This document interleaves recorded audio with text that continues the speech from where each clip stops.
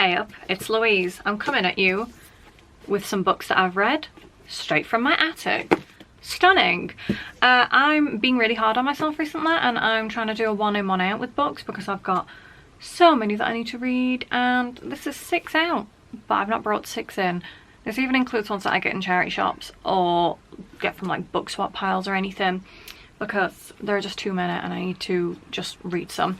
So I got 6 books, and they're all by women authors, which you love to see. I'm gonna try and make it quick because, you know, I love to rant, I love to ramble, I love to waffle. I love to waffle. So if you see me darting my eyes to over here, I'm working off a script so I don't get distracted, because I'm gonna try and be concise. But you know, she's like, you know, she loves to get distracted, but I'll try my best not to. First up, we got The Other Black Girl by Zakiyah Delilah Harris. This I really liked. I bought it from The Word on the Water, which is a bookshop on, it's like a barge or a narrowboat or something, like a houseboat in London. It was moored by St Pancras, and yeah, I got this. I was annoyed because I should have got a stamp, because they have a stamp that you can get stamped in the book, but I didn't get it stamped. Anyway, that's besides the point. I also watched a TV series of this, and it was pretty good. So it's basically about this girl Nella, and she is the only black girl in her office. She works for a publishing house, I believe, but then another girl joins, and she's called Hazel. I'm reading the back because I can't remember. I read this a few months ago and I have ADHD. So yeah, Hazel starts working in the office, and Nella's thinking, ooh, another black girl, we can be friends. But like, Hazel's kind of off, she acts kind of weird, and there's some sort of weird sinister stuff going on. It's a little bit magical, you know. I won't spoil it for you in case you want to read it or watch the TV series, but I really enjoyed it. It was pretty good. I enjoyed reading the book and then watching the series because I liked seeing what was different in each, both individual experiences, and I liked them a lot. I liked to see how the narrative was changed in the TV series. Thumbs up, would recommend. It was pretty good. This one's going to be really brief. So this is Death Valley by Melissa Broder. I don't know if I got it. I don't know if I understood it. I prefer her other work, like The Pisces was sensational. Milk Fed I really liked. I don't really know if I liked this one. It just was mostly about like grief and being selfish and trying to like make other people's suffering about you, which I'm like, oh, who can relate? And it was alright. I might not have been in the right headspace for it, but it was okay. This one's really brief, it's just me shrugging. It was fine. Yeah, not her best in my humble opinion, and I was really excited for it, but oh well. Penance by Liza Clark. First of all, I got the signed copy, of course. I think that's a crow. She drew it in everyone's book, and the crow's going, ah. What a book. I love this book. The Tumblr cringe of this book. If you only read one book this year, read this one. It was so good. So good. So I saw Eliza do a, I keep wanting to call her Elijah and I don't know why. Eliza do a Q&A like promoting this book, and it was so good. She was really funny, really interesting. And she also liked my outfit, so I felt really cool. I really loved Boy Parts, which is her other novel, and read that about like 4 times and went to see the play of it. It was that good. So I had really high hopes for Penance, and it didn't disappoint. I've even pre-ordered her other book that is due out in November, which is called She's Always Hungry. I'm so looking forward to that. So basically Penance is sort of like a faux true crime novel. It's written about a murder that happened in 2016. It was on the eve of Brexit. Yeah, all the characters are just like teenage girls, like the main characters anyway. There are some side characters that aren't. A side character that I really like is one called Diana Spencer, who goes by Lady Di. Love that. But yeah, all the like teenage girls are kind of odd and weird and insecure in their own little way.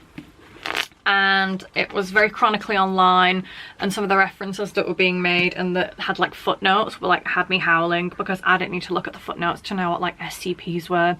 I didn't need to know what like the true crime community was on tumblr.com. I didn't need to know, because I was there, I was doing it all. Apart from the murder, I was not doing that. But yeah, fantastic book, loved it.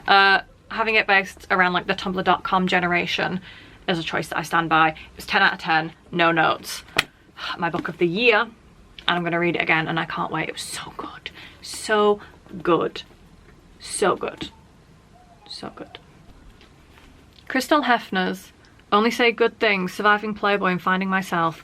I got this from a book pile at the gym. I think it's only just come out like this year. It was really, really good. I went into reading it hating Hugh Hefner. You know what?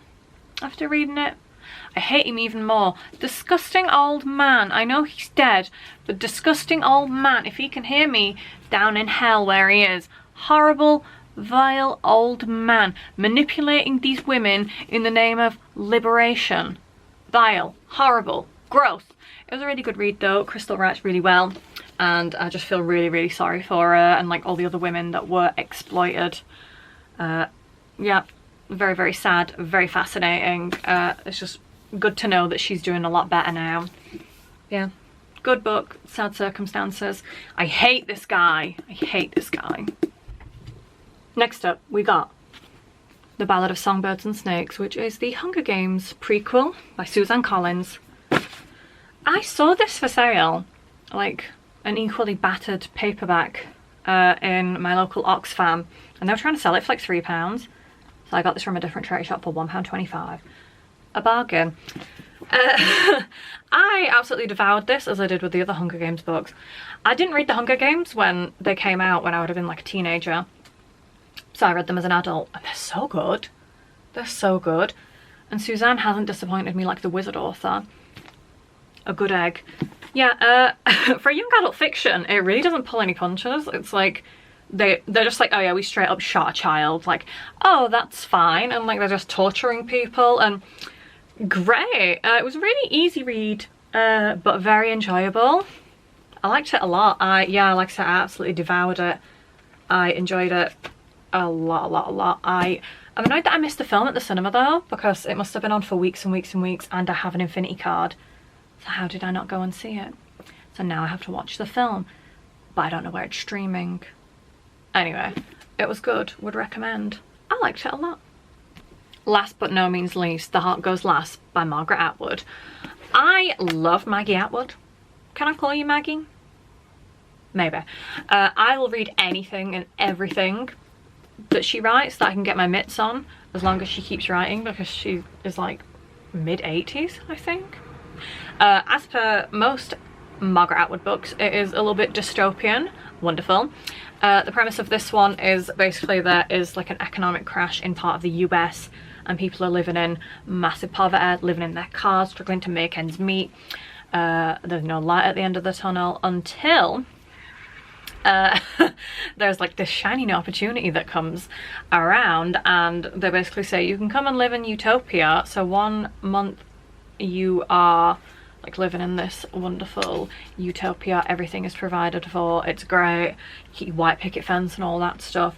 But then the month after you have to live in the town prison, but it's like a rich people prison where you get like fancy meals and like arts and crafts and like a yoga studio, and obviously there's some sinister stuff going on, but I won't elaborate because you might want to read it yourself.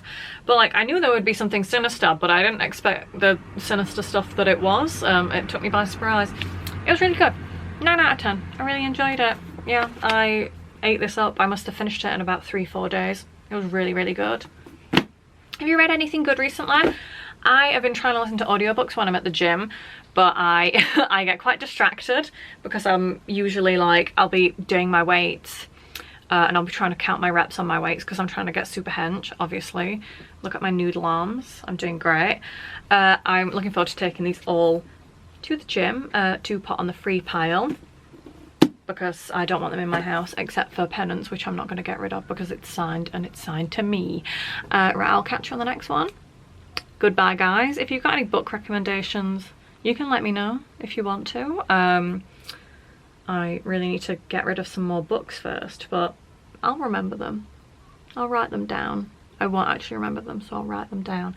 Goodbye guys, I'll see you soon, bye.